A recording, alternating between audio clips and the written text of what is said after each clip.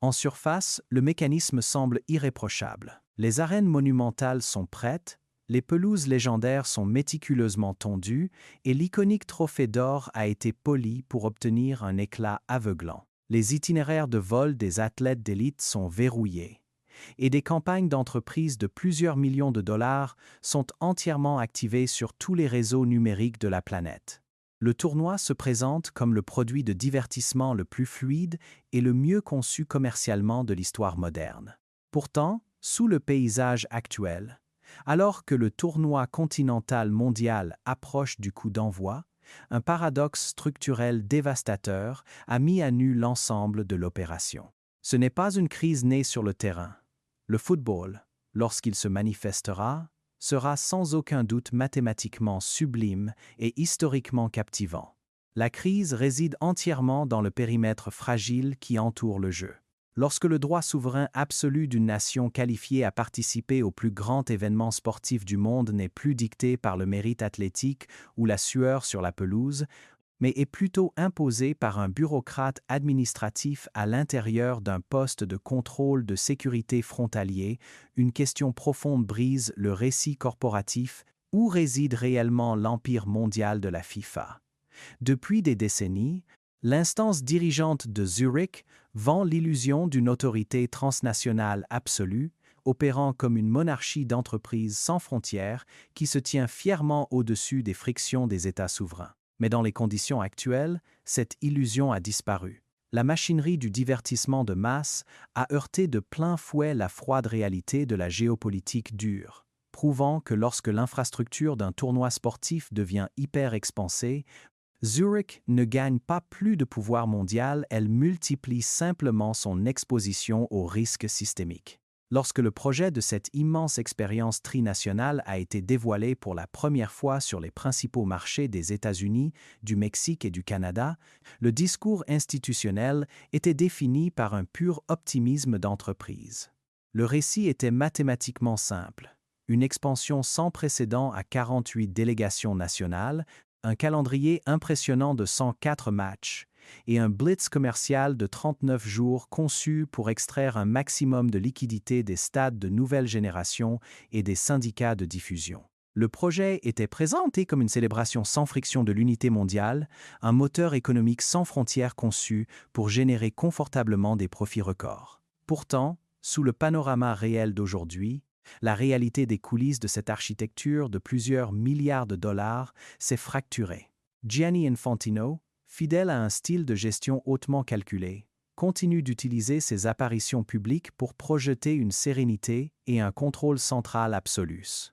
Le mantra institutionnel reste inchangé. L'affirmation selon laquelle le tournoi sera une fête continue et transparente, capable de neutraliser mystiquement les divisions les plus profondes du monde. Cependant, l'analyste systémique révèle que l'organisation a systématiquement confondu le marketing d'entreprise avec Kwanli vers Inturté. Répéter un beau message sur une scène ne transforme pas automatiquement un climat international hautement instable en un environnement sûr et prévisible. Derrière les communiqués de presse polis, les fédérations de football, les agences de sécurité souveraines et les parties prenantes corporatives sont verrouillées dans des conflits intenses et anxieux sur les paramètres frontaliers, la volatilité politique et un retour de bâton économique que les planificateurs centraux de Zurich ont complètement omis de prévoir. Pour bien comprendre à quel point le contrôle d'entreprise se désintègre rapidement face à la réalité géopolitique, il faut analyser le dossier sans précédent de l'équipe nationale iranienne. Ayant légitimement gagné sa position compétitive grâce à une campagne de qualification brutale conclue au cours des mois précédents, l'Iran a garanti son statut de participant sportif de premier plan. Leurs documents étaient en ordre, leur moteur tactique était amorcé. Ensuite, des changements structurels politiques internes ont eu lieu. À la suite de la mort soudaine et violente du guide suprême de l'Iran, le paysage national s'est fracturé. En quelques jours, le ministre des Sports du pays est apparu à la télévision d'État pour émettre une directive catégorique qui a envoyé des ondes de choc dans les bureaux exécutifs de Zurich, En aucun cas, l'équipe ne participerait à un tournoi organisé sur le sol américain. Ce n'était pas une position diplomatique nuancée, c'était un refus institutionnel absolu. La réaction de la FIFA a été immédiate et profondément défensive.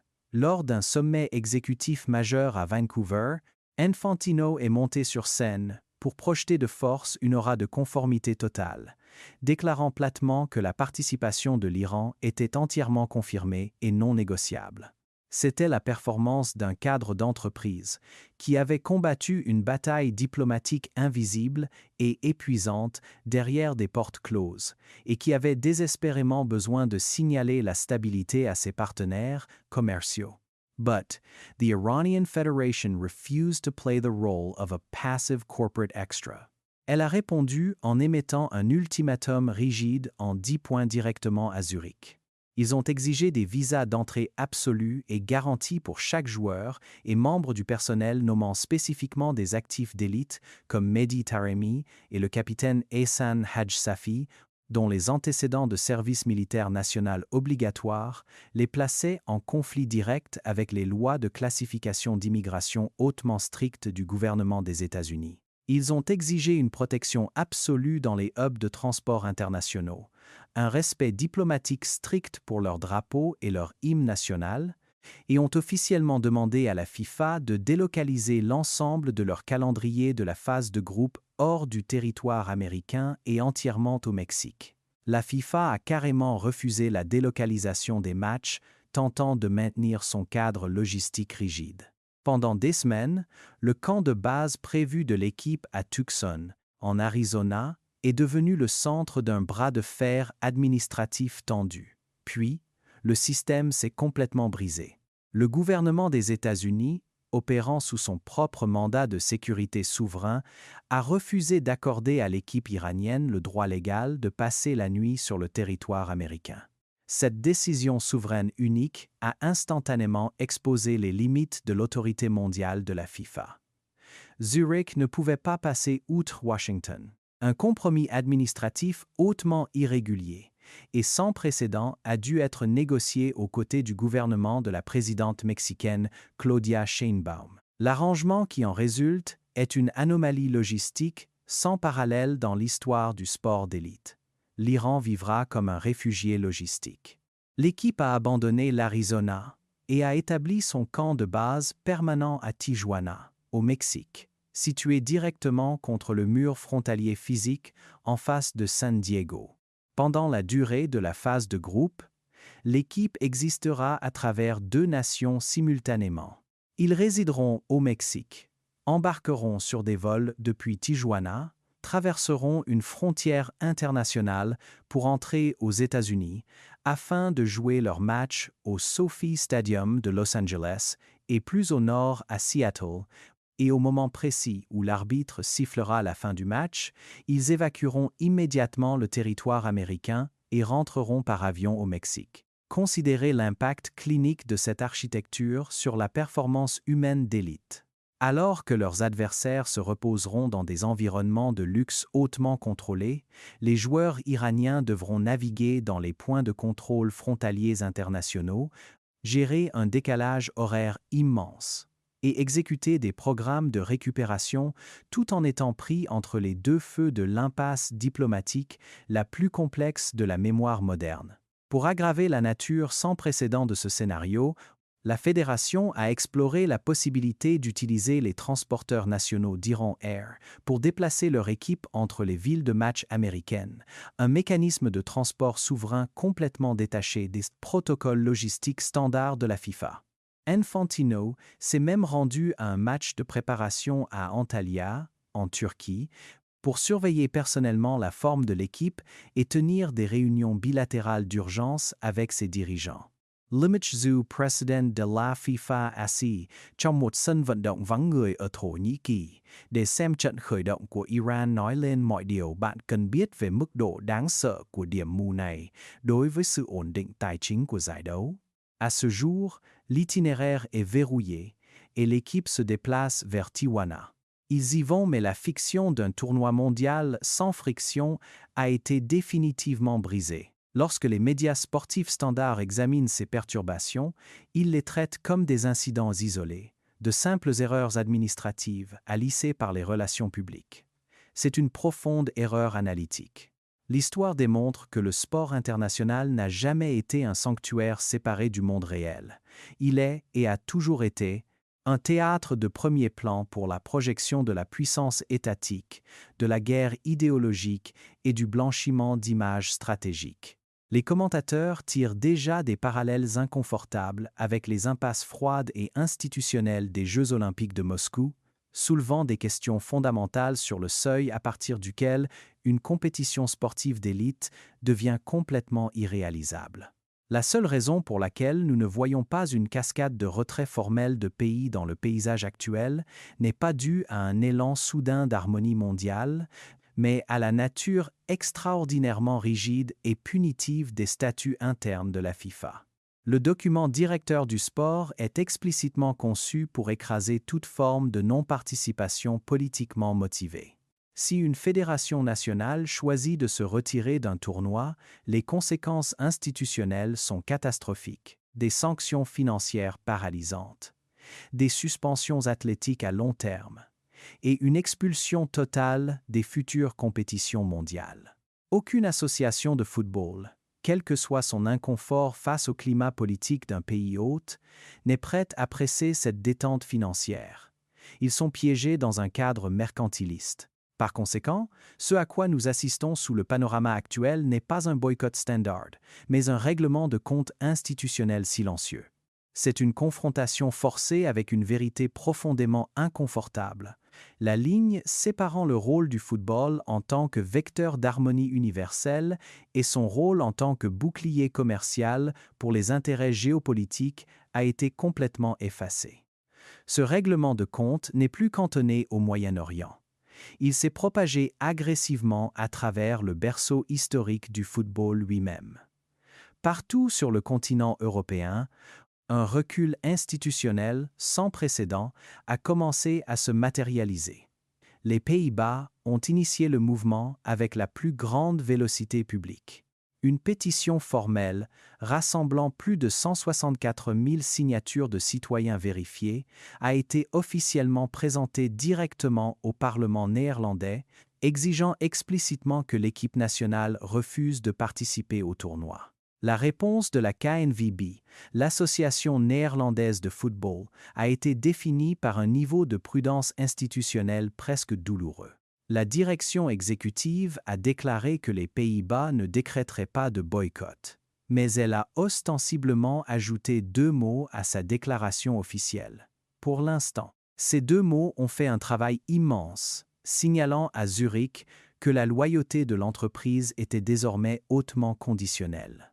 En Allemagne, la conversation a pénétré les plus hautes sphères de la gouvernance sportive. Un vice-président officiel en exercice de la puissante DFB s'est adressé directement à la presse publique, déclarant ouvertement au Hamburger Morgenpost que le temps était venu pour l'Europe d'évaluer sérieusement une stratégie collective de non-participation. Ce n'était pas un activiste externe radical ou un manifestant marginal devant la porte d'un stade.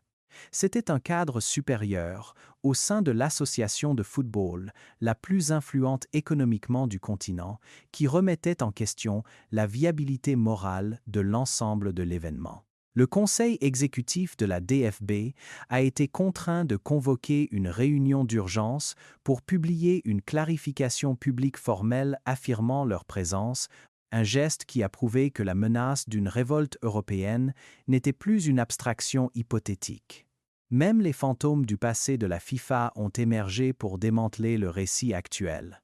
L'ancien président Sepp Blatter s'est exprimé publiquement avec un avertissement brutal, va truc tiep, déclarant simplement « éviter les États-Unis », tout en apportant son poids institutionnel, explicite à un mouvement croissant pour un boycott absolu des supporters. Cette position a été immédiatement renforcée par des professionnels du droit de haut niveau comme Mark Pieth, un avocat suisse anti-corruption hautement respecté, qui avait auparavant conçu les réformes de gouvernance interne de la FIFA. Dans une interview cinglante accordée au quotidien suisse Tages-Anzeiger, Pieth a conseillé aux supporters de football du monde entier de rester complètement à l'écart du tournoi, citant des risques systémiques graves et des défaillances institutionnelles qui allaient bien au-delà de la simple logistique.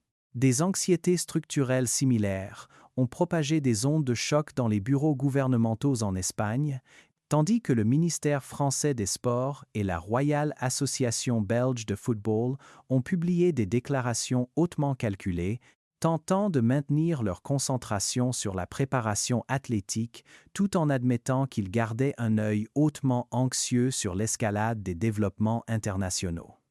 Pendant ce temps, le Danemark a vu son propre territoire du Groenland s'enchevêtrer au centre absolu de débats volatiles sur la sécurité internationale, compliquant encore plus sa relation avec l'infrastructure d'accueil. Pourtant, parce que les sanctions financières du retrait restent absolues, les fédérations y vont. Elles monteront dans les avions, elles joueront les matchs, mais elles le font dans un état de profond compromis moral et opérationnel. Les planificateurs stratégiques de Zurich sont hautement conscients de cet inconfort institutionnel généralisé, mais leurs données historiques leur disent qu'ils n'ont rien à craindre. Ils s'appuient entièrement sur un précédent bien établi, le pouvoir anesthésique absolu du jeu. Il suffit de regarder en arrière le modèle historique établi lors du tournoi au Qatar. Avant cet événement, le paysage médiatique mondial était saturé de critiques intenses sur les droits de l'homme, de condamnations politiques sévères et de demandes bruyantes de boycotts systémiques totaux. La friction morale était sans précédent. Et pourtant, à la milliseconde précise où l'arbitre a sifflé et où le ballon a commencé à voyager sur la pelouse, la mémoire collective du public mondial s'est instantanément effacée. Les buts spectaculaires, les séances de tir au but dramatique et les récits de contes de fées des superstars d'élite ont complètement submergé le débat éthique, reléguant les atrocités structurelles à un arrière-plan médiatique lointain. La FIFA comprend que le football opère comme au Morchetkich Van Oa Konglo. Il mise entièrement sur l'attente qu'une fois le premier ballon frappé sous le panorama actuel, le poids écrasant du divertissement de masse aveuglera une fois de plus le public face aux fissures structurelles de leur empire. Mais cet optimisme d'entreprise, calculé, fait face à un angle mort dangereux. L'environnement international actuel est vastement plus volatile, moins prévisible et beaucoup plus hyper-réactif que tout ce que l'industrie du sport a jamais tenté de naviguer dans son histoire. La preuve la plus définitive que le modèle de tournoi actuel a atteint un point de rupture dangereux ne se trouve pas dans les discours politiques, mais dans les mesures froides et inflexibles du marché macroéconomique. La base de supporters mondiale exécute activement une rébellion financière silencieuse, punissant l'organisation pour une stratégie agressive de tarification des billets que les groupes de supporters européens hébergés ont formellement désigné comme une trahison monumentale de la culture de base du sport. Les données confirment une contraction structurelle à travers l'ensemble de l'écosystème du voyage et de l'hospitalité. Le total des réservations de vol depuis le continent européen vers les États-Unis pour le mois principal du tournoi a chuté d'un pourcentage stupéfiant de 14% par rapport à la même période de l'année précédente. Cette contraction est une anomalie économique. Elle se produit dans une période où la valeur mondiale du dollar américain s'est considérablement affaiblie par rapport à l'euro, ce qui signifie que les voyages internationaux devraient théoriquement être vastement moins chers et hautement attractifs. Le marché de la consommation fait le choix conscient de se retirer, l'infrastructure d'accueil national ressent l'impact direct de ce retrait. Selon une analyse complète des données de l'American Hotel and Lodging Association, les réservations réelles de chambres dans les principales zones métropolitaines d'accueil se situent à des niveaux catastrophiquement inférieurs aux prévisions de l'entreprise. À New York, près de 62% des hôteliers ont formellement signalé que leurs flux de revenus liés au tournoi sont profondément plus faibles que prévu. Plus au nord-ouest, la ville de Seattle enregistre actuellement un volume de visiteurs internationaux inférieure de 10 à 7% à ses projections économiques initiales. Le boom du tourisme de masse qui avait été promis aux gouvernements locaux pour justifier des millions de dollars de dépenses d'infrastructures a tout simplement échoué à se matérialiser. Ce déficit de demande a déclenché une correction massive et automatique à l'intérieur du marché secondaire des billets. Entre les périodes de suivi de fin avril et fin mai, le prix de revente moyen des billets pour les matchs de la phase de groupe s'est effondré de 23%. Un nombre étonnant de 87 des 91 rencontres combinées américaines et canadiennes ont vu leur prix d'entrée minimum baisser continuellement au cours du mois dernier. Les algorithmes de billetterie d'entreprise avaient fixé les prix initiaux à un niveau prédateur que les vrais supporters de football humain, naviguant dans des conditions économiques réelles, ont tout simplement refusé de payer. Le marché se corrige maintenant violemment semaine après semaine vers un équilibre plus bas où la demande réelle rencontre l'offre réelle. Le tollé public a atteint un niveau institutionnel si aigu que plusieurs représentants du Congrès ont été contraints d'écrire des lettres formelles exigeant que Zurich rende les voyages et la billetterie accessibles aux citoyens normaux. Dans un geste symbolique hautement médiatisé, le maire de New York a entamé des négociations personnelles avec Infantino pour obtenir un maigre millier de billets au prix de $50 chacun pour les résidents locaux. Mais soyons cliniquement précis. Zans Unzone Metropolitan Aberton Plus đi bờ Tam Triệu Dân, 1.000 chiếc vé giảm giá không phải là một giải pháp cấu trúc, c'était une erreur de balayage mathématique conçue pour préserver les relations publiques. Infantino a farouchement défendu les tarifs du marché, pointant des outils de mitigation comme le système de priorisation des visas FIFA Pass et des niveaux d'allocation spécifiques à prix réduit pour les associations de supporters nationaux. Mais aucune quantité de relations publiques d'entreprise ne peut masquer la réalité systémique sous-jacente.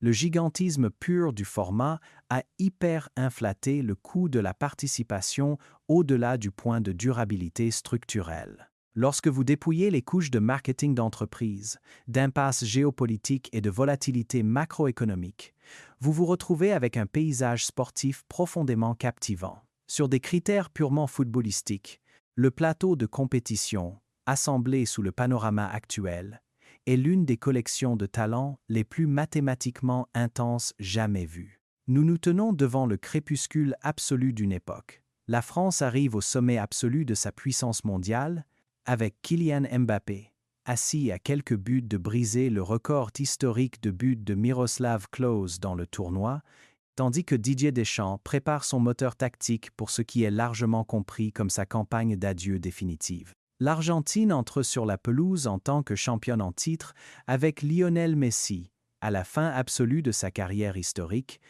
gérant une préoccupation de blessure physique hautement sensible que sa fédération a gardée sous un verrouillage informationnel total.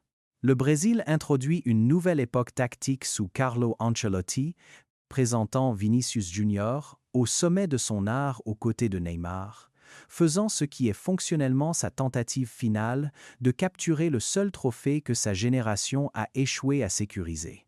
L'Espagne entre en tant que championne en titre de l'Europe, présentant un système tactique jeune, fluide et géométriquement parfait qu'il est presque impossible de perturber.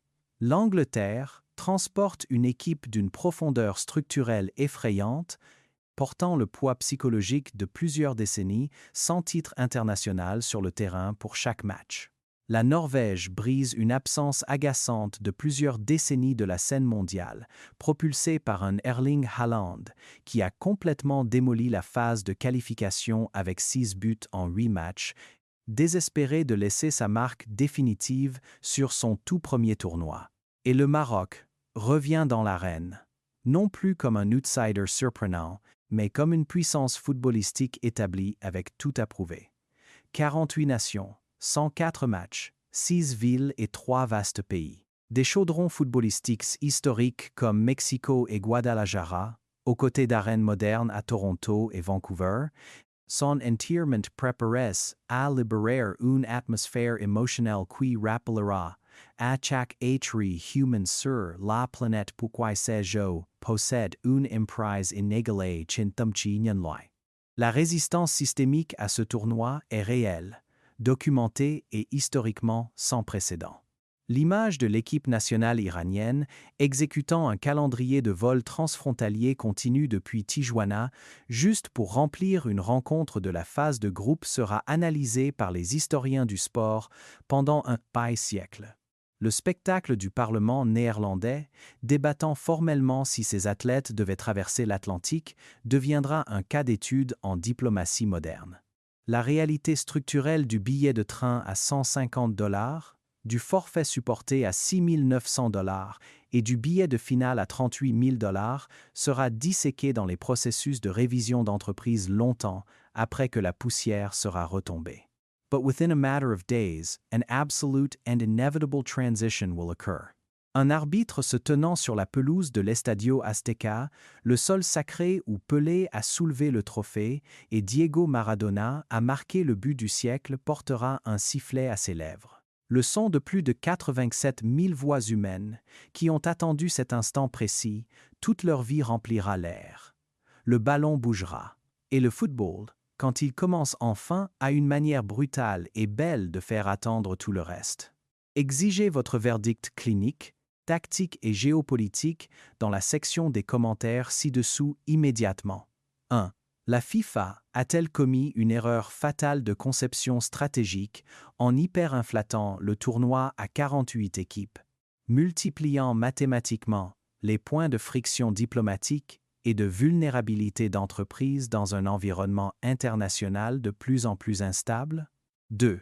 L'instance dirigeante possède-t-elle encore une réelle autorité opérationnelle ou ce cycle a-t-il prouvé de manière permanente que les mandats de sécurité nationale et les lois de contrôle des frontières des États souverains l'emportent complètement sur les dictats de Zurich? Trop. Si la beauté du jeu enterre complètement le bruit politique et économique dès que le ballon bouge, cela signifie-t-il que le football est vraiment immunisé contre les crises du monde réel? Ou cela confirme-t-il simplement qu'il reste l'outil de soft power le plus efficace et le plus terrifiant jamais conçu par l'histoire humaine? Déconstruisez ces réalités institutionnelles brutes dans la section des commentaires ci-dessous. Activez le mécanisme de mention « J'aime si cette investigation a réussi à démasquer la profondeur structurelle qui fracture le récit sportif dominant et abonnez-vous immédiatement. Nous suivrons les ajustements tactiques, les mesures de transition et les retombées géopolitiques systémiques du coup d'envoi à l'Estadio Azteca, au grand bilan final, au MetLife Stadium. Les données ne mentent pas, le plan est exécuté et l'horloge tourne. Merci d'avoir analysé avec nous et je vous verrai dans la prochaine investigation.